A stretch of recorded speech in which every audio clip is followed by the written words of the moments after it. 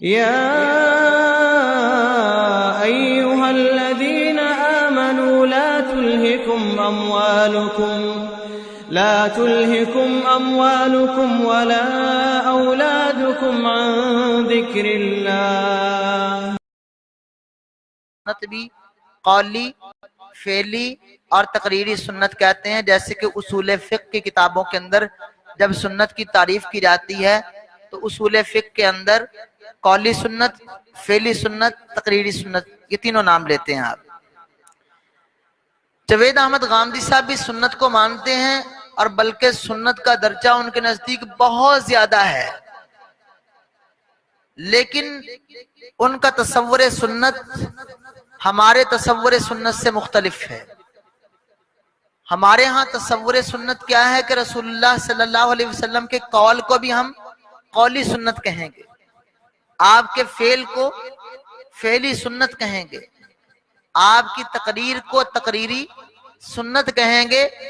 اور یہ چیز امت کے اندر مسلمہ 14 صدیوں سے امت کے ائمہ مجتہدین اہل الحدیث اہل السنہ کے ہاں اور مسلمانوں کے ہاں یہ مسلمہ تعریف ہے.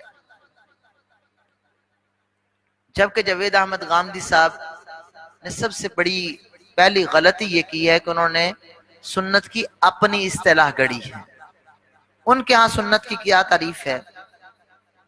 اس میں تعریف کے طور پر جس کو وہ سنت کہتے ہیں، وہ کہتے ہیں سنت سے مراد رسول اللہ کی سنت نہیں، بلکہ سنت سے مراد سنت ابراہیمی کی وہ روایت جس پر نبی کریم صلی اللہ علیہ وسلم نے کچھ تجدید و اضافے کے بعد اپنے ماننے والوں کے لیے دین کی حیثیت سے جاری فرمایا.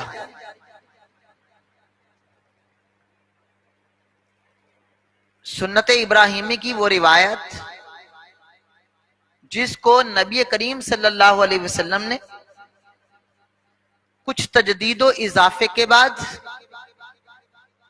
اپنے ماننے والوں کے لیے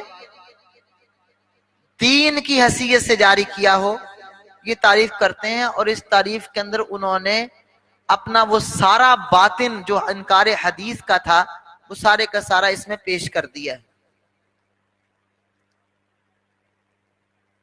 قبل اس کے کہ ہم اس تعریف کا اور اس اصول کا تجزیہ کریں، سب سے پہلے ہمیں یہ بات، جب بھی کوئی آدمی کسی ایک ایسے لفظ کو استعمال کرے کہ جو عام امت مسلمہ کے اندر ایک خاص اصطلاح میں استعمال ہوتا ہو اور وہ نئے معنی میں استعمال کر کے اپنی نئی خود ساختہ تعریف کو استعمال کرے اور نام مسلمانوں کا عام استعمال ہونے والا لے، یہاں پر یہ اس شخص کی بہت بڑی غلطی ہوتی ہے.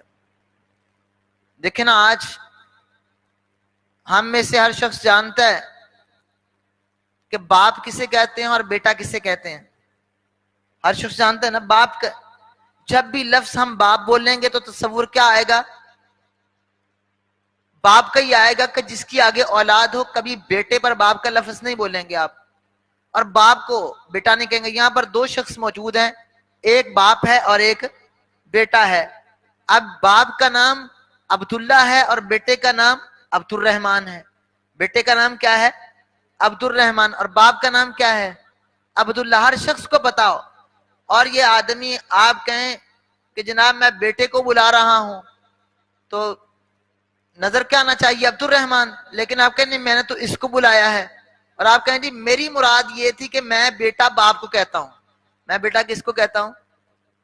تو آپ اس شخص کو کیا کہیں گے کہ اگر تم نے یہ ایک چیز کو خاص معنی لینا تھا تو اس کے لیے نیا لفظ بولتے، نئی بات لاتے. تم نے جو اصطلاح ہے اس کو بدلنے کی کیوں کوشش کی ہے؟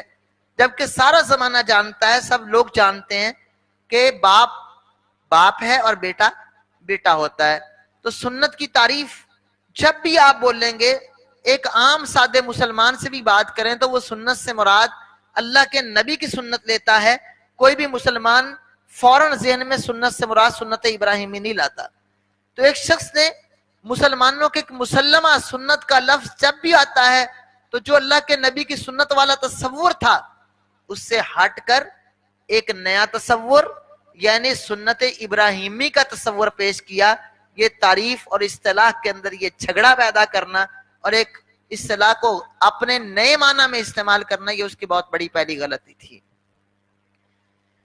دوسری بات اس حوالے سے یہ ہے کہ جس طرح آپ نے یہ تعریف لکھی ہے، جاوید احمد غامدی صاحب اصول و مبادی کتاب کے صفحہ 72 پہ لکھتے ہیں، اصول و مبادی کتاب کے صفحہ 72 پہ لکھتے ہیں، کہتے ہیں سنت صرف وہی ہو سکتی ہے جو اپنی نوعیت میں دین ہو. اب دیکھیں نا، یہ بات کہہ کے کہ اپنی نوعیت میں دین کا مطلب یہ ہے کہ جس کو لینا لازم ہو، جبکہ ہم کیا کہتے ہیں کہ سنت فرض کا درجہ نہیں رکھتی. سنت کا لفظ جب بولیں گے تو وہ سنت کا درجہ ہے، جب فرض کا لفظ بولیں گے تو فرض کا درجہ ہے، جبکہ ان کے نزدیک سنت وہی ہے جو ایک دین کی حیثیت رکھتی ہو، یعنی ایک لازم جز ہو جس پہ عمل کرنا ہے. یہ تصور ہے ان کا.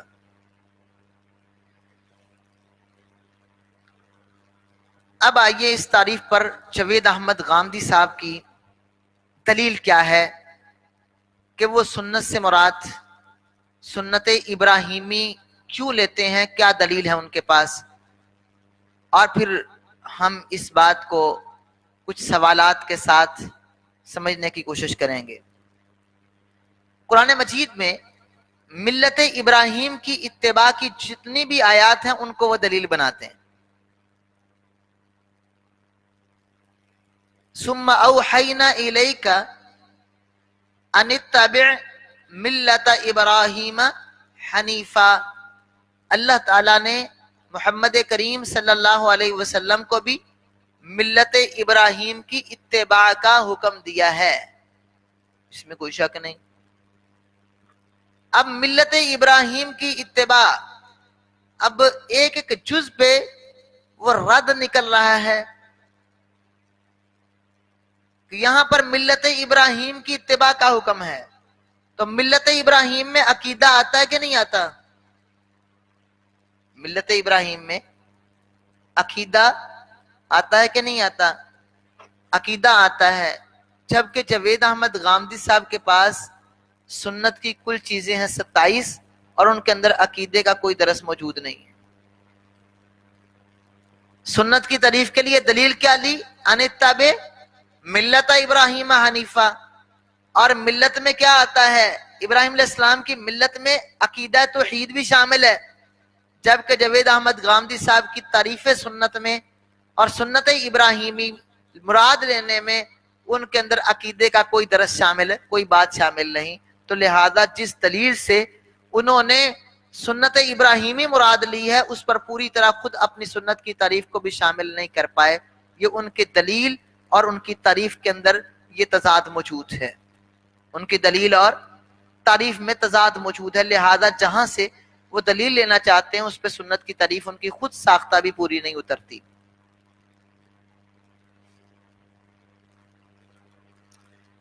اب ہم اس تعریف پہ کچھ گزارشات، جب بھی کوئی شخص، اب اللہ کی توفیق ہے کہ جب یہ فتنہ غامدیت اٹھا تو بڑی تیزی کے ساتھ پھیل رہا تھا، علماء نے بڑا محاکمہ کیا اور اب یہ کافی حد تک دبا ہے، لیکن یہ اپنی نوعیت میں چل رہا ہے. جب کوئی ایسا شخص ملتا ہے سنت کی یہ تعریف ملت ابراہیمی والی کرے گا تو آپ اس سے کچھ سوالات کریں گے اس تعریف پہ. آگے ابھی ہم نے تصور سنت پڑھ رہے ہیں، اصول سنت پہ کچھ گزارشات آگے چل کے ہم کریں گے. پہلی بات، جس چیز کو سنت ابراہیمی اگر قرار دیں گے جاوید احمد غامدی صاحب کہ جناب یہ سنت کی تعریف ہے، یہ سنت ابراہیمی ہے، اس میں اللہ کے نبی صلی اللہ علیہ وسلم نے تجدید و اضافہ کیا ہے اور اس کو امت کے لیے بطور دین اللہ کے رسول نے جاری فرمایا ہے، یہی سنت کی تعریف آپ نے ابھی لکھی ہے نا.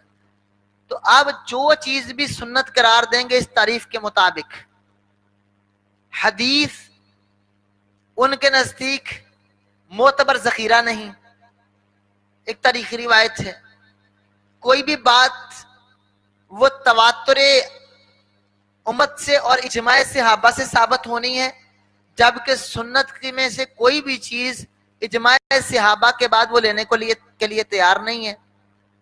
پھر وہ ابراہیم علیہ السلام کی سنت بھی ہو۔ اب اس طریق پر پہلی گزارش، جس کو بھی جاوید احمد غامدی صاحب یا ان کے ہم نوا کوئی بھی شخص سنت قرار دے گا تو اس کے لیے لازم ہوگا کہ وہ اس چیز کو، اس عمل کو، اس بات کو سنت ابراہیمی ثابت کرے کہ یہ واقعی ابراہیم علیہ السلام کے دین میں موجود تھی۔ دیکھیں نا، ابراہیم علیہ السلام کے دین کی وہ روایات ہیں، ان کی سنت کی روایات، تو اب اس کے لیے ثبوت تو چاہیے جاوید احمد غامدی صاحب کو۔ آج وہ کہہ دیتے ہیں کہ یہ سنت ابراہیمی، ہم کیسے مان لیں گے یہ سنت ابراہیمی؟ اس کی کیا دلیل ہوگی کہ وہ واقعی سنت ابراہیمی ہے؟ اس کی دلیل لینے کے لیے ان کو عملی تواتر کے ساتھ ابراہیم علیہ السلام تک تواتر سے ثابت کرنا پڑے گا، جو ان کا اپنا اصول ہے کہ تواتر عملی کے ساتھ کسی چیز کا ثبوت ہوتا ہے۔ تو اب اپنے اصول کے مطابق وہ ثابت کریں گے کہ یہ چیز جو ہے وہ ابراہیم علیہ السلام کی سنت ہے۔ اب مثال کے طور پہ انہوں نے گدھے کو حرام چیزوں میں شامل کر لیا، تو کیا یہ ابراہیم علیہ السلام کی سنت سے ثابت ہے؟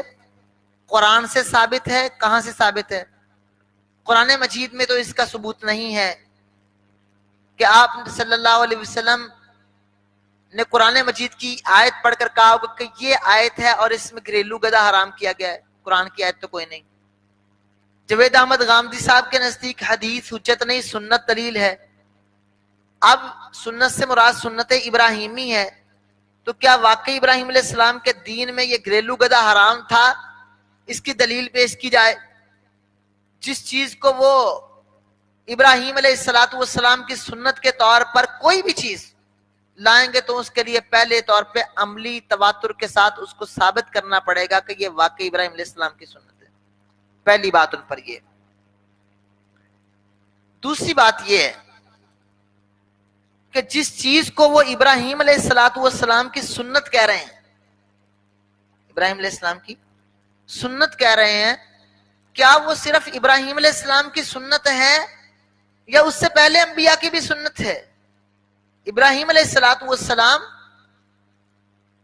آپ سے پہلے کتنے نبی آ چکے تھے؟ کتنے نبی؟ آدم علیہ السلام، نوح علیہ السلام، ادریس علیہ السلام، ہود علیہ السلام، اور کتنے اس کے علاوہ پیغمبر جو ابراہیم علیہ السلام سے پہلے آ چکے ہیں۔ تو ابراہیم علیہ السلام سے پہلے جو ہے نبی، کیا ان کی وہ سنت ہے کہ نہیں؟ اگر وہ اس سے پہلے نبیوں کی بھی سنت ہے تو اس کو صرف سنت ابراہیمی کیوں قرار دیا گیا؟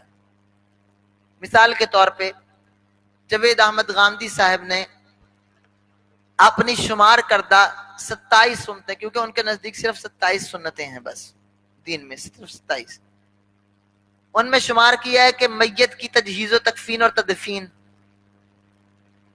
اور قربانی، اس کو بھی وہ شامل کرتے ہیں۔ اب یہ میت کو جو دفنانے کی بات ہے قرآن میں تو نہیں ہے، اور سنت ابراہیمی اگر اس کو لیا جائے تو قرآن کے بیان کے مطابق یہ سنت ابراہیمی نہیں بلکہ آدم علیہ السلام کی اولاد کی جاری کردہ سنت ہے کہ جب اس قربا قربانا فتقبل من احدهما ولم يتقبل من الاخر قال لاقتلنك قال انما يتقبل الله من المتقين۔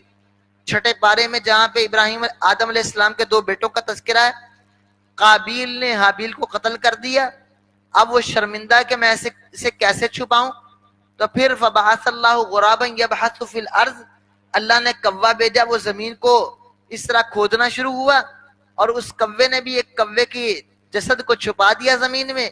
اب اس قابیل نے بھی اپنے بھائی حابیل کو اس طرح قبر کھود کے اس کے اندر اپنے بھائی کو جسد کو چھپایا۔ تو یہ تدفین کا کام تو آدم علیہ السلام کی نسل میں وہاں سے جاری ہے، تو تو یہ بات صرف سنت ابراہیمی کیسے ہوئی؟ جبکہ انہوں نے اس کو سنت میں شمار کیا ہے، اور سنت سے مراد سنت ابراہیمی۔ تو ہمارا سوال ہوگا کہ جس کو آپ سنت ابراہیمی کہہ رہے ہیں، کیا یہ صرف سنت ابراہیمی ہے یا پہلے انبیاء کی بھی سنت ہے؟ اگر اس سے پہلے کی سنت ہے تو پھر اس کو سنت فطرت کہنا چاہیے، فطرت انسانی، یا سنت انسانیت کہنا چاہیے، یا سنت آدمیت کہنا چاہیے، نہ کہ سنت ابراہیمی کہنا چاہیے۔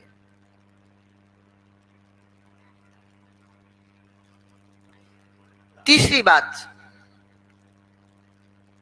اس تعریف کے مطابق جو جاوید احمد غامدی صاحب نے کی، اس میں 4 تقسیمات ہیں جو آگے میں ابھی آپ کے سامنے رکھوں گا، جن میں سے کچھ انہوں نے آداب اور خصائل کی مد میں کچھ سنتیں شمار کی ہیں۔ ان میں ناخن کاٹنا اور زیر ناف بال کاٹنا، استنچا کرنا، ان کو بھی سنت ابراہیمی میں شمار کیا کہ یہ سنتیں ہیں۔ اب یہ چیز استنجا کر کے صفائی حاصل کرنا اور بڑے ہوئے ناخنوں کو کاٹ کے ناخنوں کو چھوٹا کرنا، اور جسم پہ بڑے ہوئے زائد بال جو نجاست اور گندگی کا باعث بنتے ہیں ان کو جسم سے صاف کرنا، کیا یہ صرف ابراہیم علیہ السلام کی سنت ہے، یا فطرت میں جب سے اللہ نے انسان کو بنایا ہے اس کے اللہ تعالیٰ نے خصائل میں رکھ دیا کہ یہ گندگی کو پسند نہیں کرتا اور یہ طہارت و پاکیزگی کو پسند کرتا ہے؟ تو یہ لازمی جواب یہ ہے کہ جب سے انسانیت ہے اللہ نے ان کے ذہن میں یہ بات رکھی ہے، صفائی پسند ہونا اور گندگی کو ناپسند کرنا۔ اور کیا ابراہیم علیہ السلام سے پہلے جن کو اللہ کے پیغمبر نے خمس من الفطرہ کہا ہے، اور مسلم کی حدیث میں 10 من الفطرہ بھی کہا ہے، 10 فطرت کی چیزیں ہیں، کیا یہ فطرت ابراہیمی ہے یا فطرت انسانی ہے؟ جب اس کو ہم فطرت انسانی سمجھیں گے تو یہ صرف سنت ابراہیمی نہیں بنے گی بلکہ سنت انسانیت بنے گی، فطرت انسانیت بنے گی۔ تو لہذا جاوید احمد غامدی صاحب نے اپنی جو سنت کی تعریف کے مطابق 27 سنتیں شمار کی ہیں، اس پر ہماری یہ بھی گزارش ہے کہ کیا یہ صرف سنت ابراہیمی ہے یا اس سے پہلے انبیاء کی بھی سنت ہے، اور یا فطرت کی باتیں ہیں، جبکہ آپ فطرت کو بھی سنت میں شمار کر رہے ہیں، جبکہ فطرت ایک الگ چیز ہے اور سنت ابراہیمی آپ کے نزدیک ایک الگ چیز ہے۔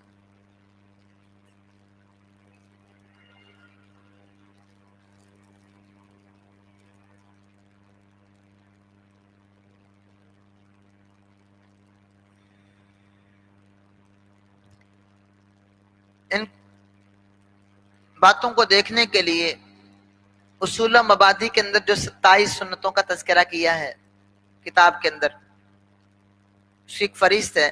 اس حوالے سے آپ بھائیوں نے جن کتابوں کا مطالعہ کرنا ہے نا، اس کے رد کے اندر یہ میں نے آپ کو ایک تو اصول و مبادی بتائی تھی، اور اسی طرح البرہان کتاب بتائی تھی ان کی، اور اس طرح مبادی تدبر حدیث امین حسن اصلاحی کی بتائی تھی۔ امین حسن اصلاحی کے یہ درمیان میں ایک جملہ معترضہ سمجھ لیں، مبادی تدبر حدیث جو ہے اس پر جو بھی اس کا تصور ہے، اصلاح امین حسن اصلاحی کا تصور سنت اور جو چیزیں ہیں اس کے اوپر کامل رد اتنی موٹی کتاب المدینہ اسلامک سینٹر والوں نے شائع کی ہے، جو کہ مولانا صلاح الدین یوسف صاحب حافظہ اللہ تعالی، اللہ ان کو شفاء کاملہ عطا فرمائے، کافی بیمار ہے، انہوں نے اس کا کامل ایک رد لکھا ہے۔ اور انکار حدیث کا نیا روپ جو 4 جلدوں میں ہندوستان سے چھپی تھی، انڈیا سے، بعد میں یہاں پہ 2 جلدوں میں چھپی، جس کے 4 جز ہیں، وہ بھی امین حسن اصلاحی کے تصور سنت اور حدیث کے متعلقہ اس کا شاندار ایک رد موجود ہے۔ فتنہ غامدیت پہ جو ہے نا کچھ مضامین علیہ السلام میں بھی اور دیگر جگہ پر بھی چھپتے رہے، اور جاوید احمد غامدی کے رجم کے متعلقہ جو انکار تھا اور دیگر چیزیں وقتاً فوقتاً علیہ السلام میں مضامین شائع ہوتے رہے، اور کچھ اضافوں اور کچھ جدید چیزوں کے ساتھ حافظ صلاح الدین یوسف صاحب نے فتنہ غامدیت کے نام پہ یہ تازہ ان کی کتاب چھپی ہوئی ہے، تو یہ جس میں سارے رسائل بھی ان کے جمع کر دیے گئے اور ساری باتوں کے ایک اچھے انداز میں، اور ایک ادبی کتاب بھی ہے، اس میں بڑے اچھے ادبی رنگوں کے اندر بھی اس کا خوب محاکمہ کیا، لیکن یہ تفصیلی سے باتیں اخذ کرنی پڑیں گی آپ کو. تو یہ کتابیں بھی ایک اچھی کتابیں، آپ ان سے رد لکھ سکتے ہیں. ایک ڈاکٹر قاسم ہے، اس نے بھی غامدیت پہ کافی لکھا ہے. ڈاکٹر قاسم، اس کی بھی تازہ کتاب ایک ملی ہے، اتنی موٹی کتاب ہے ڈاکٹر قاسم کی، اس نے بھی کافی تفصیل سے رد کیا ہے. ڈاکٹر زبیر، انہوں نے فکر غامدی کے نام پر بڑا مرتب رد کیا ہے، بڑا مرتب رد ہے، جامع اور مختصر، لیکن اس میں کچھ کوتاہیاں ہیں. پڑھنے والے طالب علم پر جب وہ خود غور سے پڑھے گا، کچھ باتوں پر خود ہی چیزیں سیکھ لے گا. تو بہرحال یہ کتابیں ان کے رد کے لیے کافی اچھی کتابیں. آپ کو جب بھی فرصت ملے، بازار میں آنا جانا ہو، یہ کتابیں مل رہی ہوں، تو آپ نے اس موضوع پر یہ کتابیں لے لینی ہیں. بس ان کا اچھی طرح مطالعہ کر لیں، بنیادی اصول یاد کر لیں، تو پھر یہ جہاں پر بھی کوئی بات کرے گا آپ اس کے ساتھ اچھے طریقے سے بات کر سکتے ہیں. فتنہ غامدیت ہی ہے.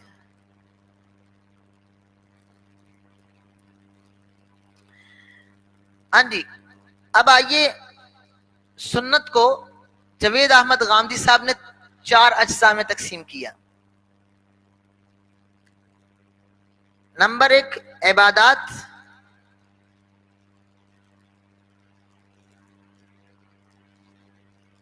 نمبر 2 معاشرت، نمبر 3 خورد و نوش، اور نمبر 4 رسوم و آداب.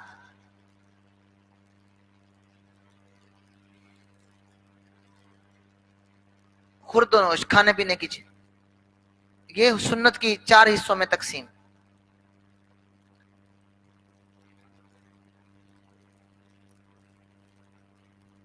یہ تقسیم جو ہے، جو انہوں نے کی ہے اس حوالے سے، عبادات کے اندر نماز،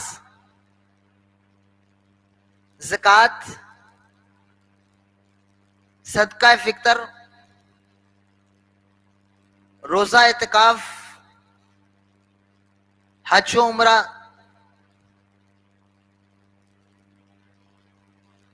قربانی اور ایام تشریق. یہ ویسے 27 میرے پاس موجود ہیں، واٹس ایپ پہ کسی ایک بھائی کو میں بھیج دوں گا، وہاں سے آپ لے لیں گے.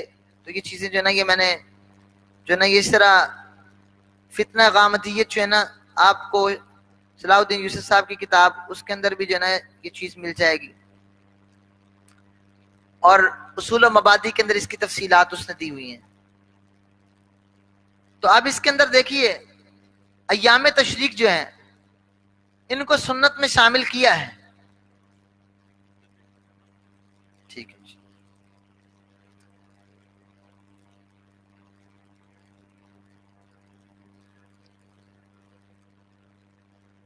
اب یہاں پر ایام تشریق اور قربانی کے ایام، اب ان کی وضاحت کون کرے گا؟ قربانی کے کتنے ایام ہیں، کون کون سے ایام ہیں، حج کی کون سی تاریخوں کو قربانی کرنی ہے، اور جانور کی عمر کیا ہونی چاہیے، کیسے جانور قربان کیے جائیں گے، یہ ساری چیزوں کی تفصیل، ان کی عمریں کتنی ہوں، کیسے ہوں، کیسے نہیں کرنے، یہ ساری تفصیل تو قرآن مجید میں موجود نہیں ہے. اور اگر اس کو یہ سنت ابراہیمی قرار دیا ہے، تو سب سے پہلا ہمارا سوال ہوگا کہ جاوید احمد غامدی صاحب قربانی ایام تشریق کی تحقیق اور اس کے لوازمات وہ ابراہیم علیہ السلام تک تواتر عملی سے ثابت بھی کریں گے، اور اس کا ثبوت فراہم کریں گے کہ وہ کہاں لکھا ہوا ہے. کیونکہ جاوید احمد غامدی صاحب کی بات وہی نہیں ہے، اگر ان پر یہ وحی کا نزول ہوا ہے کہ یہ چیزیں سنت ہیں، تو وحی کہاں لکھی ہوئی ہے، یہ بات کہاں موجود ہے.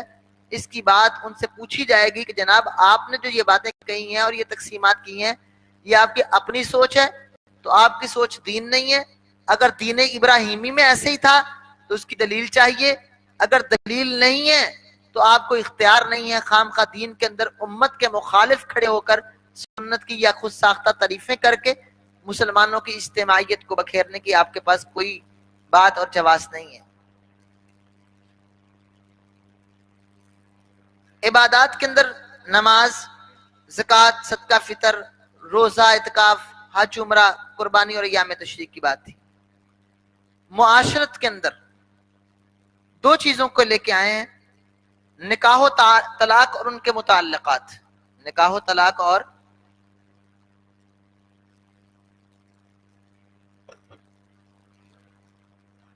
اب نکاح،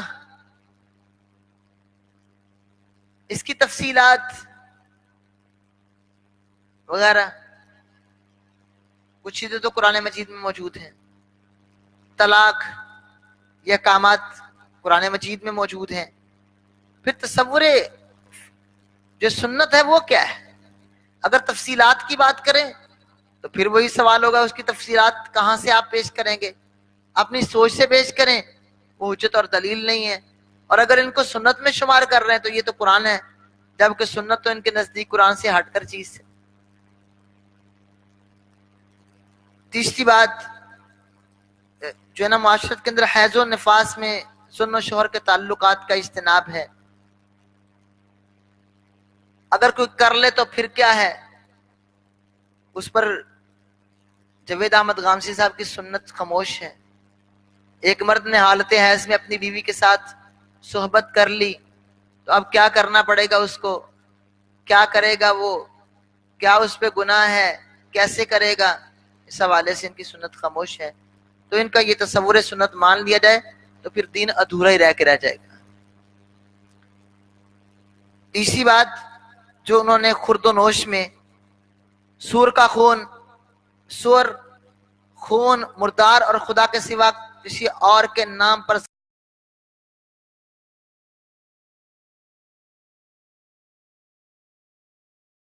اللہ کا نام لے کر جانوروں کا تزکیہ، غیر اللہ کا نام لے کر جو ذبح کیا جائے وہ حرام، اور اللہ کے نام پر جو ذبح کیا جائے وہ حلال۔ یہ چیز جو ہے انہوں نے ان کے اندر سنت کے اندر یہ چیزیں شامل کی۔ پھر رسوم و آداب میں اللہ کا نام لے کر دائیں ہاتھ سے کھانا پینا، ملاقات کے موقع پر سلام اور اس کا جواب، چھینک آنے پر الحمدللہ اور جواب میں یرحمک اللہ۔ اب ہم سوال کریں گے کہ ایک بات پہ بھی سوال ہو سکتا ہے کہ جب چھینک آئے الحمدللہ کہنا ہے، جواب میں یرحمک اللہ کہنا ہے، یہ سنت ابراہیمی ہے۔ یہ کہاں موجود ہے کہ ابراہیم علیہ السلام نے جواب چھینک کے جواب میں یرحمک اللہ کہا تھا؟ پھر اس سے آگے نو مولود کے دائیں کان میں اذان اور بائیں میں اقامت، دائیں میں اذان اور بائیں میں اقامت۔ آپ سوال کر سکتے ہیں کہ ہمارے ہاں تو یہ مختلف ہی مسئلہ ہے کہ حدیث میں بھی یہ صحیح ثابت ہے کہ نہیں، اور یہ کیا سنت امت محمد بھی ہے کہ نہیں، اور اس کو سنت ابراہیمی ثابت کرنا، اس کی دلیل چاہیے ہوگی کہ واقعی ابراہیم علیہ السلام جب ان کے دور میں کوئی بچہ پیدا ہوتا تو وہ تعلیم دیتے تھے کہ اس کے دائیں کان میں اذان کہنی ہے اور بائیں میں اقامت کہنی ہے۔ اور پھر جو سنت کا یہ تصور ہے کہ اللہ کے نبی صلی اللہ علیہ وسلم نے دین ابراہیمی میں کچھ تجدید و اضافے کے ساتھ امت کے لیے بطور دین اس کو جاری فرمایا ہو، تو کیا واقعی اللہ کے نبی نے ایک کان میں اذان اور دوسرے میں اقامت کو بطور دین اس امت میں جاری فرمایا ہے؟ اس کی دلیل پختہ چاہیے۔ اگر خبر احاد ہو تو اس کے ساتھ ان کے نزدیک سنت ثابت نہیں ہوتی، تواتر ہو تو تواتر عملی چاہیے، اس کا وہ تواتر پیش کریں ابراہیم علیہ السلام تک، جبکہ یہ اپنی شمار کردہ سنتیں جو ہیں اس کو بھی ثابت نہیں کر پائے۔ آگے مونچھیں پست کرنا، پہلے بھی اس پہ بات ہوئی ہے، فطرت انسانیت ہے یا فطرت ابراہیمی ہے؟ پھر بغل کے بال صاف کرنا، بڑے ہوئے ناخن کاٹنا، لڑکوں کا ختنہ کرنا، ناک منہ اور دانتوں کی صفائی۔ اب یہ صرف لڑکوں کا ختنہ کرنا، یہ بھی مختلف فی مسئلہ ہے کہ اگر عورتوں کے ختنے کی ضرورت ہو تو پھر جاوید احمد غامدی صاحب کیا کہیں گے؟ یہ بھی ایک لمبی بحث ہے۔ ناک منہ اور دانتوں کی صفائی، اب یہ کلی کرنا، المضمضہ، یہ فطرت انسانیت میں شامل، استنجا کرنا، اور اسی طرح حیض و نفاس کے بعد غسل جنابت، میت کا غسل، تجہیز و تکفین، تدوین، عید الفطر، عید الاضحیٰ۔ اب یہاں پر عید الفطر اور عید الاضحیٰ کو یہ سنت ابراہیمی شمار کیا ہے، جبکہ آپ لوگ جانتے ہیں کہ عید الفطر اور عید الاضحیٰ کا تصور تو آپ کی 13 سالہ مکی دور میں بھی نہیں تھا۔ تو دین ابراہیمی کہاں تھا؟ مکے میں۔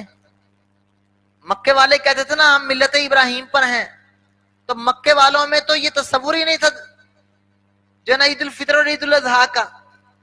یہ تو جا کے شروع ہوا مدینے میں، کہ جب کہ جاوید احمد غامدی صاحب اس کو سنت میں شمار کر رہے ہیں، اور سنت سے مراد سنت ابراہیمی، تو ذرا ثابت تو کر کے دکھائیں کہ ابراہیم علیہ السلام نے کبھی عید الفطر اور عید الاضحیٰ پڑھی۔ پھر اس کے ساتھ کہ یہ غسل جنابت اور نفاس و حیض کے بعد غسل، یہاں پر بھی سوال پیدا ہوگا کیا یہ کام ابراہیم علیہ السلام سے شروع ہوا یا اس سے پہلے بھی تھے؟ کیا اس سے پہلے اللہ کے پیغمبر صلی اللہ علیہ وسلم نے سیدہ عائشہ رضی اللہ عنہا سے کیا کہا تھا حج کے موقع پر؟ ھذا امر کتبہ اللہ علی بنات آدم، اللہ نے یہ معاملہ آدم علیہ السلام کی بیٹیوں پر لکھا ہوا ہے۔ یہ ابراہیم علیہ السلام کے دور سے شروع نہیں ہوا حیض و نفاس کا اور جنابت کے سلسلے، یہ تو اللہ رب العالمین نے انسان کے جب سے مرد و عورت کا تصور ہے عورتوں کا، اسی وقت سے اللہ تعالیٰ نے حیض و نفاس کا سلسلہ جاری کیا ہوا ہے۔ تو کیا وہ اس سے پاک ہو کر ان کا نہانے کا کوئی سلسلہ اس دور میں تھا کہ نہیں تھا؟ ابراہیم علیہ السلام سے پہلے عورتیں کیا پاکیزی حاصل کرتی تھی کہ نہیں کرتی تھی؟ انبیاء تھے، ان کی دعوتیں تھیں، طہارت و پاکیزی کے اسلوب تھے، ضابطے تھے، وہ بھی اچھے لوگ تھے، کیا ان میں بھی یہ پاکیزی کا دور تھا کہ نہیں تھا؟ یہ ساری چیزیں کہنا بہت آسان ہے، سنت کی میں نے تعریف کر کے امت کو نیا نظریہ دے دیا ہے، لیکن یہ سارا انکار حدیث کا رابطہ ہے، اور جب انسان غلط کوئی تصور پیش کرتا ہے تو اپنی تعریف میں خود ہی بنستا ہے۔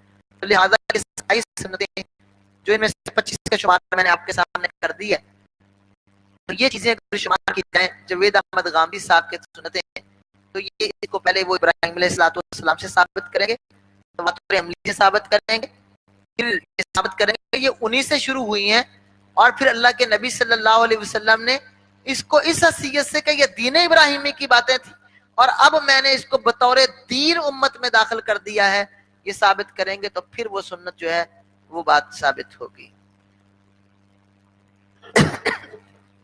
اس حوالے سے جاوید احمد غامدی صاحب نے یہ بات بھی لکھی ہے کہ قرآن میں اور سنت میں ثبوت کے لحاظ سے کوئی فرق نہیں ہے، اور یہ سنت کی چیزیں یہ قرآن پہ کوئی اضافے نہیں ہیں، یہ قرآن سے یہ اخذ شدہ چیزیں ہیں۔ اب آئیے ہم اس تعریف اور اس پر ہونے والے اعتراضات کے خلاصے کے طور پر ایک تبصرہ کرتے ہیں۔ پہلی بات کہ یہ جو تعریف ہے جاوید احمد غامدی صاحب کی، نہ یہ صحابہ سے ہیں، نہ تابعین سے ہیں، نہ تبع تابعین سے ہیں، نہ امت کے سلف صالحین سے ہے، یہ اوائل دور میں قرون اولیٰ سے لے کر جاوید احمد غامدی صاحب کے استاد امین حسن اصلاحی، حالانکہ ان کی بھی سنت کی تعریف یہ نہیں ہے، وہ بھی الگ ہے، اور امین جو ہے نا حمید الدین فراہی، ان کی کے دور سے پہلے تک سنت کی یہ تعریف کہیں بھی آپ کو نہیں ملے گی، یہ خود ساختہ تعریف ہے۔ لہذا جو آدمی ایک تعریف کر رہا ہے اس کو چاہیے کہ وہ تواتر کے ساتھ اپنی تعریف بھی ثابت کرے کہ کب سے یہ شروع ہوئی ہے۔ پھر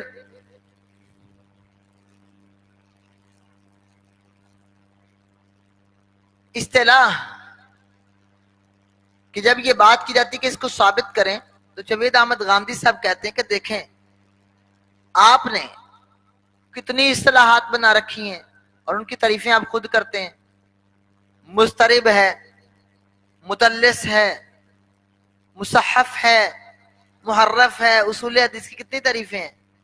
یہ کچھ باتیں میں آپ کو سمجھانے کے لیے کر رہا ہوں. وہ کہتے ہیں اصطلاح میں کوئی، آپ نے بھی پڑھا ہے لا مشاحات فی الاصطلاح، کہ اصطلاح میں کوئی جھگڑا نہیں ہوتا کہ جو آدمی مرضی جس کا مرضی نام رکھ لے. کہتے ہیں اصطلاح میں تو جیسے مرضی ہم رکھ سکتے ہیں، اس میں کون سی بات ہے. اصل میں بات نیا نام رکھنے کی نہیں ہے. اگر جاوید احمد غامدی صاحب ایک تصور پیش کرتے کہ جناب دین وہ ہے جو سنت ابراہیمی ہو اور اللہ کے نبی صلی اللہ علیہ وسلم نے اس میں کچھ تجدید و اضافہ کیا ہو اور پھر اس کو امت کے لیے بطور دین جاری کیا ہو، تو اس کا نام غامدیت ہے. رکھ دیتے، ہمیں کوئی اعتراض نہیں تھا.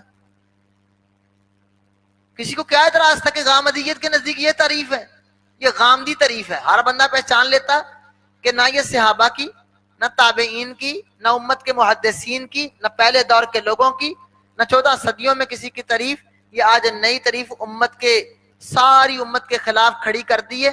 تو جب ساری امت کے خلاف غامدیت یہ ہوتی تو کوئی بھی اس کو ماننے کے لیے تیار نہ ہوتا.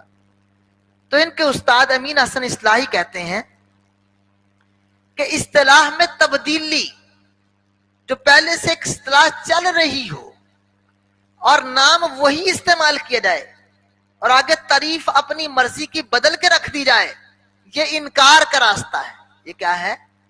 اصلاح میں تبدیلی انکار کا راستہ ہے. یہ تدبر قرآن ان کی تفسیر ہے، امین حسن اصلاحی کی 9 جلدوں میں ہے تدبر قرآن. ویسے اس کے اندر غلط باتیں اپنی جگہ پر، تفسیر مفہوم سمجھنے کے لحاظ سے اچھی ہے، جہاں پہ انسان کو بعض چیزوں کا کیونکہ ادبی رنگ، مفہوم آسان سمجھانا، جیسے مولانا مودودی کی تفسیر میں بڑی خوبیاں کئی اور ان کی خرابیاں اپنی جگہ پر، لیکن بعض چیزیں سمجھنے میں جو ماہر عالم ہے وہ اگر اس سے کوئی تعاون لینا چاہے تو اس کو یہ فائدہ بھی ہوتا ہے. تو تدبر قرآن کے مقدمے میں یہ بات لکھی ہے، اس کے مقدمے میں یہ بات لکھی ہے کہ کہتے ہیں اصطلاحاً تبدیلی کے، اصلاحاً تبدیلی کے بعد ماننے کا کوئی معنی نہیں رہ جاتا کہ میں سنت کو مانتا ہوں. ایک آدمی سنت کی تبدیلی کر دے معنی میں، اس کی اصطلاح میں تبدیلی کر دے، تو بعد میں وہ کہتا رہے میں سنت کو مانتا ہوں، میں حدیث کو مانتا ہوں. تو ان کے استاد امین حسن اصلاحی صاحب مقدمہ تدبر قرآن کے، تفسیر تدبر القرآن کے اندر لکھتے ہیں کہ اصطلاحاً تبدیلی کے بعد انکار کر دیا ہے، اب ماننے کا کوئی جواز نہیں رہتا. کہ جب اصطلاح میں تبدیلی کر دی ہے تو آدمی کہتا رہے کہ میں سنت کو مانتا ہوں، تو یہ اس نے انکار کا دروازہ کھول دیا ہے. تو اب اس سنت کی جو تعریف شروع سے چلتی آ رہی تھی، جب جاوید احمد غامدی صاحب نے اس تعریف کا انکار کر کے ایک نئی تعریف اخذ کی، تو بعد میں کہتے رہے میں نے تو سنت کو مانتا ہوں، میں سنت کا منکر نہیں ہوں، میں سنت کو مانتا ہوں.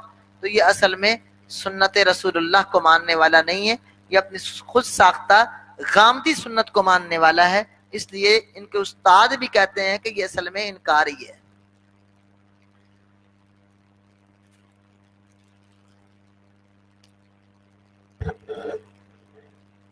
جوامع العلوم والحکم کے اندر سنت کی زبردست تعریف کی ہے ابن رجب نے، ایک جلد میں ہے جوامع العلوم والحکم. یہ ابن رجب جنہوں نے بخاری کی شرح فتح الباری بھی کی ہے، ایک شرح حافظ ابن حجر رحمہ اللہ کی وہ بھی فتح الباری ہے، اور ایک فتح الباری ابن رجب کی بھی ہے. تو یہ جامع العلوم والحکم، اس کے اندر علیکم بسنتی کے تحت ابن رجب سنت کی تعریف کیا کرتے ہیں؟ فیشمل ذالک.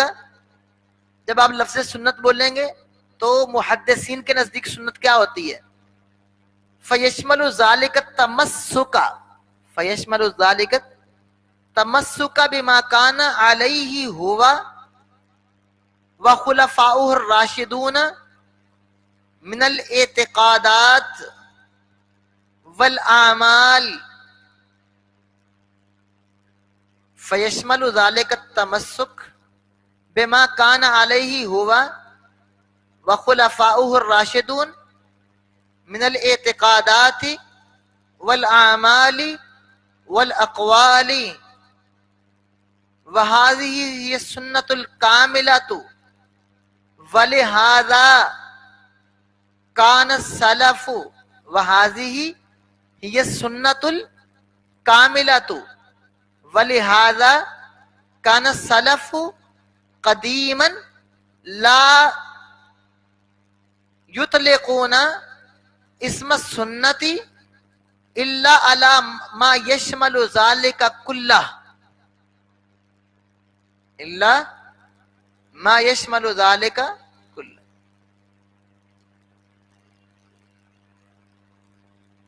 जिस पर अल्लाह के नबी सल्लल्लाहु अलैहि वसल्लम और खुलफाए राशिदीन कायम थे, अलैकुम बिसुन्नती व सुन्नतिल खुलफाए राशिदीन अल महदीयीन। और उसमें चीजें क्या शामिल की हैं? कहते हैं सारे कदीम सलफ सालिहीन, एतिकादात एतिकादी सुन्नत, इबादात ये सुन्नत इबादत, अखलाकियात सुन्नत अखलाक, तो ये सारी चीजें कहते हैं एतिकादात भी, आमाल भी, अक़वाल भी, ये सब चीजें शामिल थी। तो सुन्नत की सलफ की तारीफ में अकीदा शामिल है, अकीदे की बातें शामिल हैं। मसलन अल्लाह के नबी सल्लल्लाहु अलैहि वसल्लम अकीदे का सबक देते हैं अपने कौल से, इज़्ताअनता फस्तईन बिल्लाह, जब तूने मदद मांगनी है तो किससे मांगनी है? अल्लाह से। अब ये अकीदे का दरस दे रहे हैं, आपका कौल है, तो ये अकीदे की सुन्नत है कि नहीं है? लौ अन्नल उम्मत लव इज्तमअत अला अन यनफउका बिशैइन लम यनफउका बिशैइन इल्ला मा क़द कतबहु अल्लाहु लक।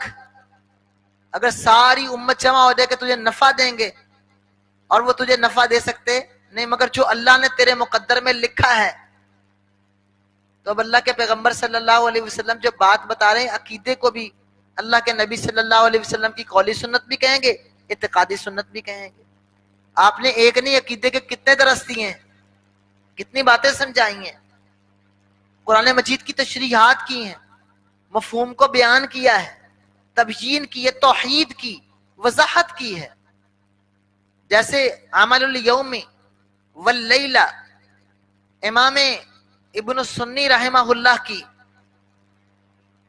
ये भी एक चिल्द में है, अबू बकर इब्न सुन्नी की, उसके अंदर अल्लाह के नबी सल्लल्लाहु अलैहि वसल्लम फरमाते हैं शिर्क ये है कि इंसान के अल्लाह भी मुझे देता है व फुलानुन, और फुला भी देता है, अल्लाह भी देता है और फुला भी देता है।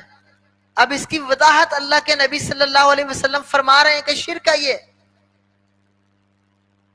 कि अल्लाह भी और फुला भी।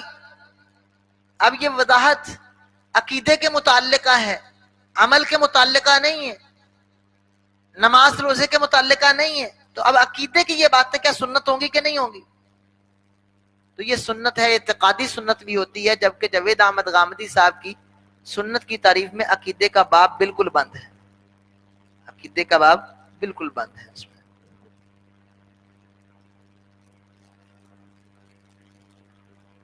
हमारे यहाँ एक सुन्नत इख्तियारी का इस्तिलाह चलती है कि अल्लाह के नबी सल्लल्लाहु अलैहि वसल्लम ने काम किया, आप कर लें तो अजर और सवाब है, ना करेंगे तो आप पर कोई गुनाह नहीं है। बहुत से ऐसे मामलात हैं। लेकिन ततव्वुअन अगर अल्लाह के नबी सल्लल्लाहु अलैहि वसल्लम ने उस पर अमल किया है, यानी बतौर लज़ूम और फरीसा और दीन की लाजमी हैसियत से नहीं, तो जावेद अहमद गामदी साहब अपनी उसूल मबादी के सफ़ा 74 और 75 पे लिखते हैं, उसूल मबादी किताब के सफ़ा 74 और 75 पे लिखते हैं कि किसी सुन्नत पर ततव्वुअन अमल करने से सुन्नत नहीं बन जाती, یعنی اللہ کے نبی کا کوئی طریقہ ہے اور آپ نے اس پر تطوعاً عمل کیا ہے اور اس کے اندر اختیار دیا ہے کہ عمل کر لے تب بھی ٹھیک ہے، نہ عمل کرے گا تو تب بھی اس کے لیے گناہ کی بات نہیں، تو کہتے ہیں یہ چیز سنت میں شامل نہیں ہوگی، بلکہ سنت جو ہے وہ لازمی عمل والی چیزیں ہوتی ہیں۔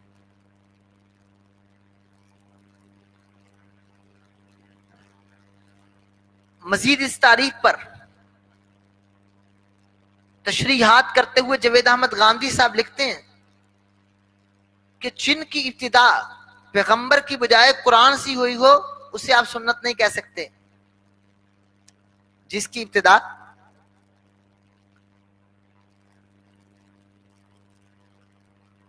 قرآن سے ہوئی ہو، پیغمبر سے نہ ہوئی ہو، کس سے ہوئی ہو؟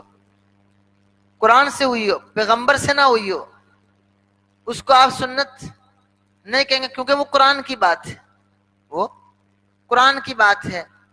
جیسے کہتے ہیں مثلا اوباشوں کو سنگسار کرنا، اوباشوں کو سنگسار کرنا۔ اب یہاں پر رکیے اور غور و فکر کیجیے، سنت کی تعریف کی وضاحت اب کر رہے ہیں جاوید احمد غامدی صاحب۔ پہلی وضاحت کیا کی؟ تطوعاً عمل کرنے سے سنت نہیں بنتی۔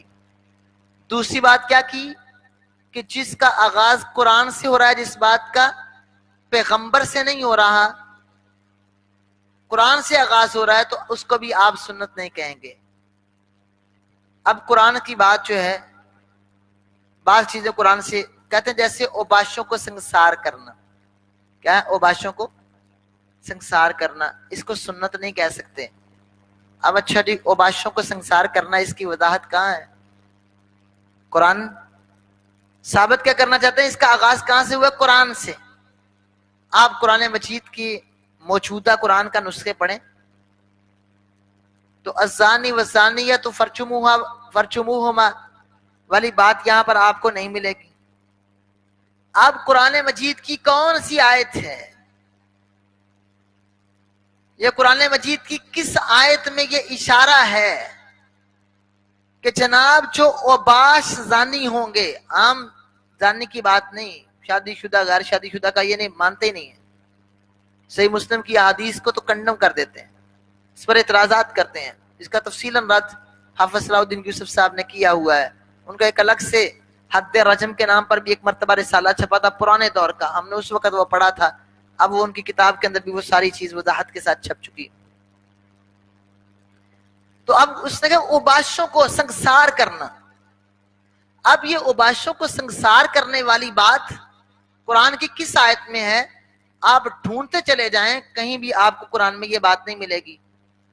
جبکہ جاوید احمد غامدی صاحب حدیث کا انکار کرنے کے لیے اور سنت کے کھاتے سے بھی اس حد رجم کو خارج کرنے کے لیے، جس کو صحیح مسلم اور دیگر کتب کے اندر اللہ کے نبی صلی اللہ علیہ وسلم نے شادی شدہ زانی کی سزا رجم بیان کیا تھا، اس فرق کو مٹانے کے لیے اور سنگسار کی سزا ویسے ہی ختم کرنے کے لیے یہ بات کی کہ جناب جس کا آغاز سنت سے ہو جائے گا، سنت وہ نہیں ہوگی کہ جس کا آغاز قرآن سے ہو، قرآن سے جس کا آغاز ہوگا وہ قرآن تک محدود ہوگا، اس کو سنت نہیں کہہ سکتے۔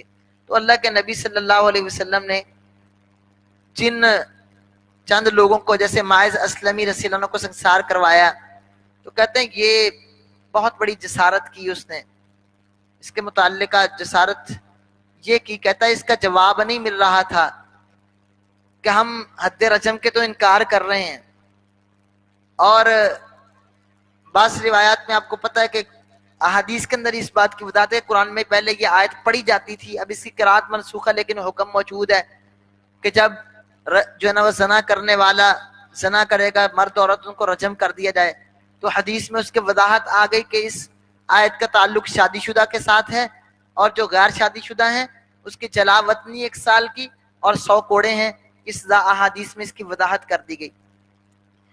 اب جاوید احمد غامدی صاحب کو یہ انکار حدیث ہضم نہیں ہو رہا تھا، لوگ ان پہ تان کرتے کہ یہ اللہ کے نبی نے سنگسار کروایا ہے، اور صحابہ میں سے کسی نے انکار بھی نہیں کیا، اور صحابہ کا اجماع ہو جائے، اتفاق، تو آپ کہتے ہیں کہ وہ جو ہے وہ سنت بن جاتی ہے، تو اب یہ اس پر کوئی انکار بھی نہیں، اور عملاً یہ حیثیت تاریخی طور پر بات موجود بھی ہے، انکار بھی نہیں کر سکتے، اور آپ حدیث کو مانتے بھی نہیں ہیں، اب اس کو سنت بھی ماننے کے لیے تیار نہیں ہیں، آپ اس کو کہ اب بھی رجم کیا جائے، آپ اس سزا کے ویسے منکر ہیں۔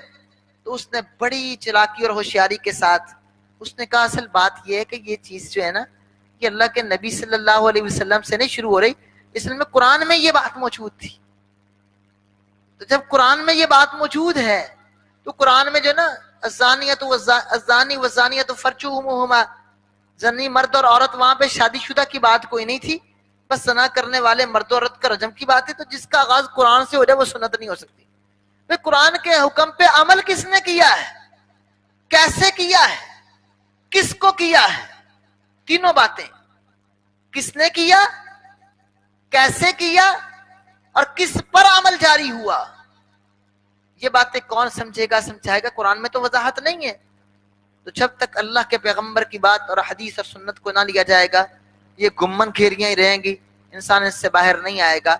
تو اس پر بات کی کہتا جی عقدہ حل نہیں ہو رہا تھا، بڑی پریشانی تھی، اعتراض آ رہے تھے، تو کہتے پھر جب امین احسن اصلاحی امام امین احسن اصلاحی صاحب نے اس عقدے کو حل کر دیا، اور اللہ تعالیٰ اس کے ساتھ وہ معاملہ کرے جس کا وہ مستحق ہے۔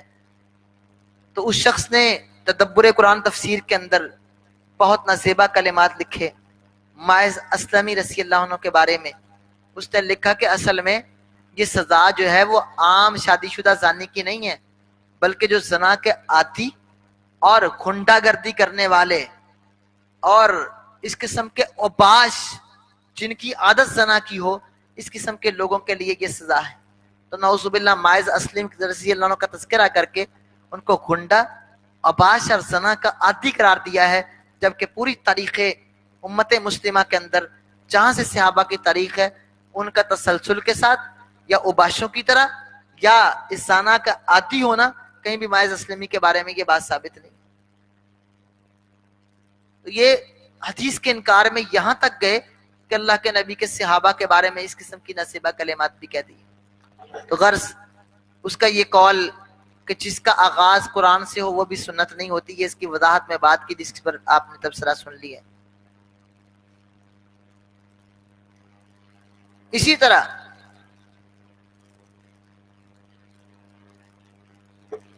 جو قرآن کی تفہیم و تبیین اللہ کے نبی صلی اللہ علیہ وسلم فرمائیں وہ ہمارے لیے دلیل اور حجت نہیں ہوگی، اس کو لے بھی سکتے ہیں نہیں بھی لے سکتے کہ جاوید احمد غامدی کی بات، لیکن خود جو وضاحت کریں وہ ٹھیک ہے ہماری بات۔ اور کہتے ہیں سنت سے اگر کسی قرآن کی آیت کی تبیین ہو سنت سے تو وہ ہمارے لیے حجت و دلیل ہوگی، اور اللہ کے نبی صلی اللہ علیہ وسلم اگر ویسے آپ کی احادیث قرآن کی وضاحت کر رہی ہیں، قرآن کی جو ہے نا تبیین کر رہی ہیں، اس کے مطلق کو مقید کر رہی ہیں، وضاحت کر رہی ہیں، تو وہ ہمارے لیے حجت اور دلیل نہیں ہوگی۔ گویا کہ سنت اور چیز ہے اور قرآن کی تبیین اور قرآن کی وضاحت وہ اور چیز ہے۔ اللہ فرماتے ہیں وَأَنزَلْنَا إِلَيْكَ الذِّكْرَ لِتُبَيِّنَ لِلنَّاسِ مَا نُزِّلَ إِلَيْهِمْ، اللہ کے رسول ہم نے آپ کی طرف ذکر نازل کیا ہے تاکہ آپ قرآن کا بیان کریں۔ ثُمَّ إِنَّ عَلَيْنَا بیانہ، بیان کی ذمہ داری اللہ رب العالمین نے لی ہے، تو اپنے نبی پر وحی کر کے اللہ رب العالمین نے وضاحت اور تبیین کا اختیار نبی کو دیا ہے۔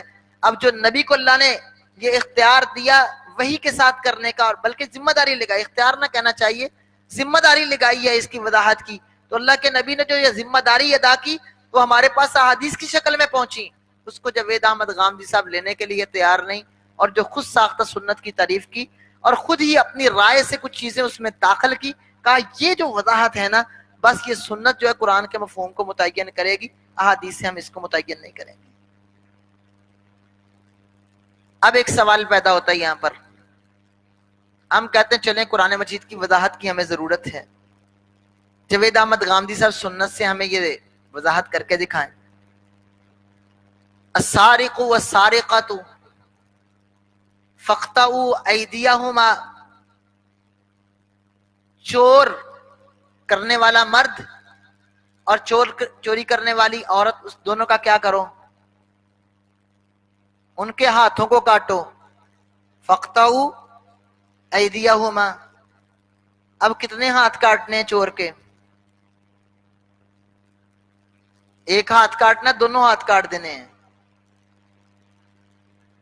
پھر چوری کی مقدار کتنی ہو؟ چونکہ سنت سے قرآن کی وضاحت کرنی ہے، اللہ کے نبی کی حدیث سے تو وضاحت نہیں کرنی. کتنی چوری؟ ایک آدمی کسی کی جیب سے 1 روپیہ چرا لیتا ہے تو کیا ہاتھ کاٹے جائیں گے؟ جاوید احمد غامدی صاحب بتائیں گے کہ 1 روپے کی چوری پر، کوئی معمولی 1 ٹکے کی چیز پر، کیا اس سے چوری تو چوری ہوتی ہے اور سینہ زوری ہوتی ہے. تو کیا جاوید احمد غامدی صاحب جو ہے وہ اس چوری پر ہاتھ کاٹیں گے کہ نہیں کاٹیں گے 1 روپے کی چوری پر؟ پھر قرآن مجید میں جو ایدیا ید کا لفظ آیا ہے، اور کہتے ہیں عربی معلّہ جو ہے نا، عربی زبان جو ہے اس کی وضاحت میں قرآن کو سمجھنا ہے، تو ید کا لفظ عربی زبان میں اس وسط والی انگلی سے لے کے منکب کی اس ہڈی تک یہ سارا ید ہے. تو ہاتھ یہاں سے کاٹنا ہے، یہاں سے کاٹنا ہے، یہاں سے کاٹنا ہے، یہاں سے کاٹنا ہے. کہاں کاٹنا ہے؟ پھر دونوں ہاتھ کاٹنے ہیں، دایاں کاٹنا ہے، بایاں کاٹنا ہے. پہلے کون سا کاٹنا ہے؟ پھر دونوں کا ہاتھ اکٹھے کاٹنے ہیں. 2 چوری کرنے والے، 4 چوری کرنے والے ہوں، الگ الگ کاٹنے ہیں. کیسے کاٹنے ہیں؟ تو یہ ساری وضاحتیں جاوید احمد غامدی صاحب سے سنت سے مطلوب ہے کہ جناب آپ کہتے ہیں سنت سے قرآن کا بیان تبیین مفہوم ہوگا، آپ سنت سے کر دکھائیں. جب تک اللہ کے نبی صلی اللہ علیہ وسلم کی حدیث کو نہیں لیں گے وضاحت نہیں ہوگی. آپ نے تو فرمایا تھا کہ ربع دینار یا ثلاثۃ دراہم، یا ڈھال کی قیمت کے مطابق جو ہے نا وہ قیمت ہو، اس پر ہاتھ کاٹا جائے گا، اس سے کم مقدار پہ نہیں. پھر چوری بھی محفوظ جگہ سے کی ہو، کھلے جگہ سے چیز اٹھانے پر ہاتھ نہیں کاٹے جائیں گے. پھر انسان نے اگر کسی کے باغ سے بھوک لگی ہے، غیرہ خوبنا ہو، وہاں سے لے کر کھا لیا ہے مالک کی اجازت کے بغیر، ہاتھ نہیں کاٹے جا رہے. پھر اسی طرح وہ چیز مقدار میں کم ہے، نہیں کاٹے جا رہے. پھر ہاتھ بھی کف سے کاٹے جا رہے ہیں، پورا جان یہاں تک نہیں کاٹا جا رہا. تو یہ ساری چیزیں آپ کو احادیث سے قرآن کی وضاحت ملے گی. جو آدمی حدیث کا ہی منکر ہوگا، صرف سنت سے تبیین کرنا چاہتا ہے، وہ آدمی پھنسا رہے ساری زندگی، وہ اس کی وضاحت نہیں کر سکتا.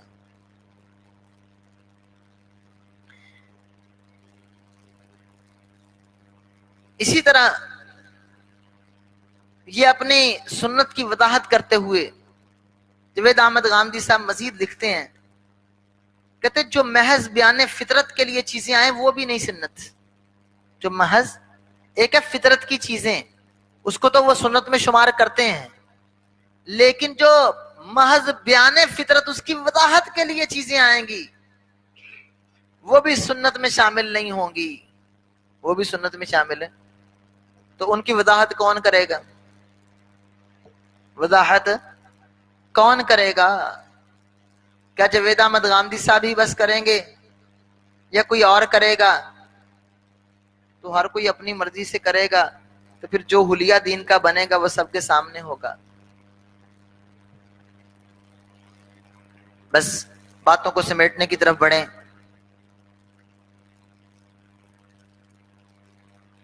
اس حوالے سے جاوید احمد غامدی صاحب اسوہ حسنہ اور سنت کو بھی الگ الگ قرار دیتے ہیں. اسوہ حسنہ اور سنت کو بھی الگ. اللہ کہتے ہیں لقد کان لکم فی رسول اللہ اسوۃ حسنہ، کہتے ہیں آپ کا جو اسوہ حسنہ ہے نا وہ بھی سنت نہیں بن سکتا. تو مجھے بتائیے اللہ کے رسول کا سنت جو ہے نا وہ اخلاق سنت ہے کہ نہیں؟ اب یہ سنت ابراہیمی بھی اخلاق حسنہ ہے کہ نہیں ہے؟ اور پھر باقی عادات اللہ کے نبی صلی اللہ علیہ وسلم کی جو اخلاقیات کے اندر آئیں گی، اسوہ کے اندر آئیں گی، تو وہ کتنی ہی عادات ہیں جو ابراہیم علیہ السلام سے آپ کو بطور توریث ملی ہیں، تو ان کو سنت کیوں شمار نہیں کرتے؟ تو اصل بات یہ جو ہے نا یہ ڈھونگ رچایا ہوا سنت کا، اصل انکار حدیث ہی پس پردہ ہے. تو غامدی صاحب کے نزدیک سنت ابھی جو آپ نے پڑھا قرآن سے ثابت ہوگی تو نہیں، اصلاً وہ رسول سے ثابت ہو، اور ہو وہ ابراہیم علیہ السلام کی سنت کی وضاحت، کچھ اس کے اندر جو ہے وہ رد و بدل اور اضافے ہوں۔ تو اب جب آپ صلی اللہ علیہ وسلم کہتے ہیں کہ کچلی والے جانور اور پنجے سے شکار کرنے والے درندے حرام ہیں، اللہ کے نبی صلی اللہ علیہ وسلم سے یہ بات شروع ہو رہی ہے، اب قرآن میں یہ نہیں ہے، سنت میں ہوتی ہے۔ تو جاوید احمد غامدی صاحب کہتے ہیں اصل میں بات یہ فطری طور پر آدمی خود ہی سمجھتا ہے کہ یہ دسترخوان کے جانور نہیں ہیں، وہاں پر فطرت پر لے جاتے ہیں۔ کہاں پر لے جاتے ہیں؟ یہ پچھلے درس میں نے آپ کے سامنے پچھلے سبق میں وضاحت کی تھی کہ یہ کچلی والے جانوروں کی اور اس کی بات کو وہ کس پہ لے جاتے ہیں؟ فطرت پہ۔ اور آج کے سبق میں آپ نے یہ پڑھا کہ غامدی صاحب کہتے ہیں جو فطرت کی چیزیں ہیں وہ سنت نہیں ہے، فطرت اور چیز ہے اور سنت اور چیز ہے، وہ فطرت کو سنت میں شمار نہیں کرتے۔ تو اب یہاں پر جاوید احمد غامدی صاحب سے سوال ہوتا ہے کہ جب ہم جانوروں کی حلت و حرمت کی بات کرتے ہیں تو آپ فطرت کی بات کر کے جان چھڑا لیتے ہیں، تو جب ہم کہتے ہیں اللہ کے نبی نے وضاحت کی اور آپ نے یہ بتایا کہ یہ حرام ہے، تو وہ سنت سے وضاحت ثابت ہوئی اور اللہ کے نبی صلی اللہ علیہ وسلم سے اس کا آغاز ہو رہا ہے اور آپ اس کو بیان کر رہے ہیں اللہ کے نبی صلی اللہ علیہ وسلم، تو یہ تبیین ہے قرآن کی، تفہیم ہے۔ تو آپ کہہ دیتے ہیں کہ جناب یہ تو بیان فطرت ہے، اصل میں پھر اسوہ کیا ہوگا، سنت کیا ہوگی اور سنت کی وضاحت کیا ہوگی؟ بس ایک ہی چیز کو ادھر جائیں تو ادھر لے گئے، ادھر گئے تو ادھر لے گئے، یہی کام ہوتا رہے گا جب سنت کی تعریف خود ساختہ ہوگی۔ اصل میں بات یہ ہے کہ انہوں نے جو بات کر دی تھی کہ 27 سنتیں ہیں، اب جو بھی چیز زیادہ اس سے ثابت انسان کہتا ہے یہ آ سکتی سنت میں، یہ آپ نے کیا کر دیا ہے۔ اب وہ چاہتے ہیں 27 کا عدد قائم رہے، میری تحقیق پر اعتراض نہ آئے، جو بھی نئی چیز آئے اس کی کوئی نہ کوئی تعویل کر کے اس کو باہر اندر کر دیا جائے تاکہ جو ہے نا وہ لوگ بھی مطمئن رہیں اور بات میری وہیں کی وہیں رہے۔ اصل بات یہ ہے خبر احاد سے سنت ثابت نہیں ہوتی۔ سنت کے متعلقہ کیا کہتے ہیں؟ خبر احاد سے سنت ثابت نہیں ہوتی، کیونکہ وہ کہتے ہیں جی سنت کے لیے اجماع کا ہونا ضروری ہے، یعنی صحابہ سارے متفق ہوں۔ تو اب بات یہ ہے کہ اگر خبر احاد سے وہ سنت ثابت نہیں ہوتی تو صحابہ کرام سنت کہاں سے لیتے تھے؟ کہتے ہیں نا اللہ کے نبی صلی اللہ علیہ وسلم نے اس میں کچھ تجدید و اضافے کے ساتھ بطور دین امت کے لیے جاری کر دیا۔ اب صحابہ کرام تک ایک دوسرے سے باتیں پہنچتی تھیں، وہ صحابہ کرام سارے ایک مجلس میں تو اللہ کے نبی کے پاس نہیں ہوتے تھے، تو آپس میں جب ایک دوسرے سے بات لیتے تھے تو کیا وہ خبر احاد کے ذریعے لیتے تھے یا تواتر کے ذریعے لیتے تھے یا کہاں سے لیتے تھے؟ تو یہ کہنا کہ سنت ثابت ہوتی ہے خبر احاد سے نہیں تواتر سے، تو یہ قول بھی ان کا پھر صحابہ نے سنت کہاں سے لی، اس بات کا جب جواب دیں گے تو بات ان کی وہاں پر بھی رد ہو جائے گی۔ اور بات یہ ہے کہ جب سنت قرآن سے بھی نہیں، خبر احاد سے بھی نہیں، قرآن سے بھی نہیں، خبر احاد سے بھی نہیں، تو جاوید احمد غامدی صاحب سنت کہاں سے لیتے ہیں؟ 27 سنتیں لی ہیں نا، یہ تو مسلمہ کے 27 سنتیں لی ہیں، اب قرآن میں بھی نہیں، کیونکہ جو قرآن سے آغاز ہوگا وہ سنت نہیں، اب خبر احاد سے بھی نہیں، لینی بھی تواتر سے ہے۔ اب جاوید احمد غامدی صاحب نے جو سنتیں لی ہیں اس کا تواتر کہاں ہے، کس کتاب سے لی ہیں، کس تواتر سے لی ہیں، کہاں سے لی ہیں، ہر چیز پر ان کو خبر احاد احادیث سے ہٹ کر اس کو تواتر کے ساتھ ثابت کرنا ہوگا۔ ساری زندگی لگے رہیں، یہ جو بات کہہ دی ہے کہ سنت خبر احاد سے ثابت نہیں ہوتی، اپنی 27 سنتوں کو، وہ بہت سی ان میں سے سنتیں ایسی ہیں جن کو خبر احاد سے ہٹ کر وہ ثابت نہیں کر سکتے ہیں۔ حضرات یہ تصور سنت تھا ان کا اور اصول سنت تھا جس کی خود انہوں نے وضاحتیں کی اور ہم نے اس پر کچھ باتیں نوٹ کی۔ خلاصہ یہ ہے کہ یہ سلف صالحین کی تعریف نہیں تھی، خود ساختہ تعریف کی۔ لوگوں نے اعتراض شروع کیے تو وضاحتیں شروع ہو گئیں، وضاحت کرتے چلے گئے تو 8-10 وضاحتیں کر دیں. جب ان وضاحتوں پہ اعتراضات ہوئے تو پھر کبھی فطرت کو سنت اور کبھی سنت کو فطرت بنا دیا, اور یوں ان گمن گھیریوں کے اندر الفاظ کے تبادلے کے ساتھ لوگوں کو مطمئن کرتے رہے. اشراق رسالہ ان کا نکلتا ہے اور اس پر مضامین جو ہے وہ چھپتے رہے, اور اپنے پڑھے لکھے اور دین کی اصل بنیادوں سے غافل لوگوں کو شاگرد بنا کے اپنی سوچ و فکر آگے منتقل کرتے رہے. یہ سارا کام چلتا رہا اور اب الحمدللہ مضبوط گرفتیں ان پر موجود ہیں.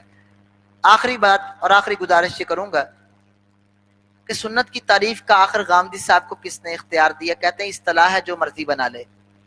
تو کیا سنت کی جو تعریف اور اصطلاح غامدی صاحب نے بنائی ہے, کیا ان کے بعد کوئی اور بھی کوئی اصطلاح بنا سکتا ہے؟ ایک شخص اٹھتا ہے, وہ کہتا ہے جناب مجھے غامدی صاحب کی تعریف سنت پسند نہیں ہے, میں سنت کی تعریف یہ کرتا ہوں کہ سنت سے مراد وہ امور ہیں جو آدم علیہ السلام سے جاری ہوئے ہیں. کہاں سے جاری ہوئے ہیں؟ آدم علیہ السلام سے, اور فطرت میں شامل ہیں.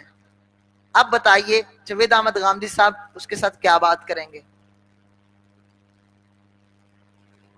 اگر کہیں کہ جی اللہ نے اتباع ملت ابراہیم کا حکم نہیں دیا, تو اللہ رب العالمین نے کہا کہ جس طرح ہم نے آپ پر وحی کی پہلے نبیوں پر بھی وحی کی ہے,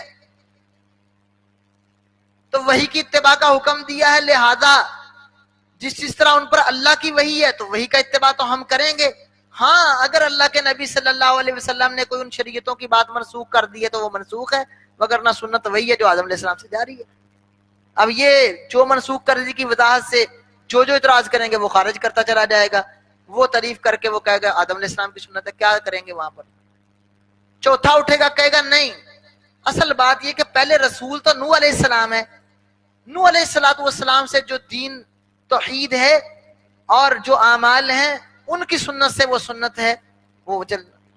اب ہر شخص نئی نئی تعریفیں کرتا جائے گا اور جو امت کا سارا شرازہ ہے وہ بکھر کے رہ جائے گا, پھر ایک نہیں کئی فرقے جنم لیں گے اور دین کا حلیہ بگڑے گا. اس لیے کہ راستہ انکار حدیث کا اصل میں اللہ کے دین کو خراب کرنے کا راستہ ہے. اللہ تعالی ہمیں محفوظ فرمائے.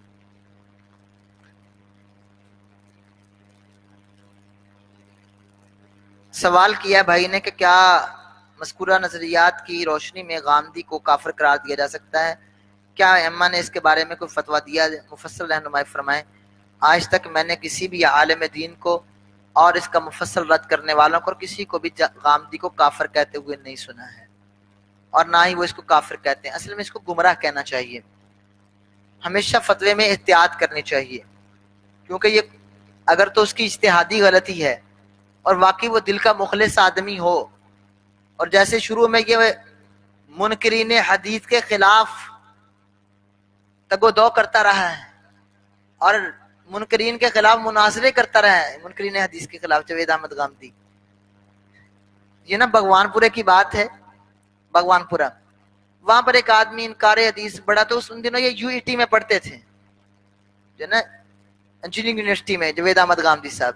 وہاں سے کچھ لوگ جو ہے نا ان کو لے کے آئے, مجھے کسی بھائی نے بتایا ہے, اللہ بہتر جانتے اس واقعے کی صداقت میں, لیکن ایک معتبر آدمی نے. تو وہاں سے ان کو لے کے آئے گفتگو کے لیے, تو اس کے ساتھ انہوں نے بڑی زبردست گفتگو کی, تو اس کے جو ہے نا وہ سوالوں کے جواب دیے اور اس کو رد کیا اور اس کا ناطقہ بند کیا. تو شروع میں اس طرح کریں, پھر بعد کے اندر فکر سوچ بدلتی گئی. اب منہ سے کبھی یہ نہیں کہتے میں حدیث کو مانتا ہی نہیں, کبھی نہیں کہتے میں اللہ کے رسول کے اسوے کو نہیں مانتا, لفظوں میں ہیر پھیر کر کے نتیجہ وہی نکالتے ہیں. تو اصل میں جو ہے نا ان کے ہم کہیں گے یہ گمراہ ہو چکے ہیں, اور ان کی فکر گمراہی والی فکر ہے. کفر کے حد تک ہمیں نہیں جانا چاہیے. اگر واقعی وہ دل سے ہی اللہ تعالیٰ کے رسول کی باتوں کو اہمیت نہ دے کے یا اللہ کے رسول کی باتوں کو اپنی باتوں سے نیچا سمجھ کے اور اپنی باتوں کو بڑا سمجھنے والے اور اس کی توہین کرنے والے ہیں, تو اس کا معاملہ اللہ کے ساتھ ہے. تو وہ ہمیں ان پر کچھ کہنے کی ضرورت نہیں, ہم ان کو صرف گمراہ ہی کہیں گے اور اتنا ہی کہنا چاہیے بس. لیکن گمراہ کے اندر بہت کچھ آ جاتا ہے, لیکن کفر کا فتویٰ جو ہے نا وہ ظاہر نہیں ہوتا. تو گمراہ اگر کفر والی گمراہی ہوگی تب بھی ہے, ایک آدمی ویسے اگر نظریے سے گمراہ ہے تو تب بھی ہے. اللہ رب العالمین اس کو ہدایت نصیب فرمائے. سبحانک اللہ.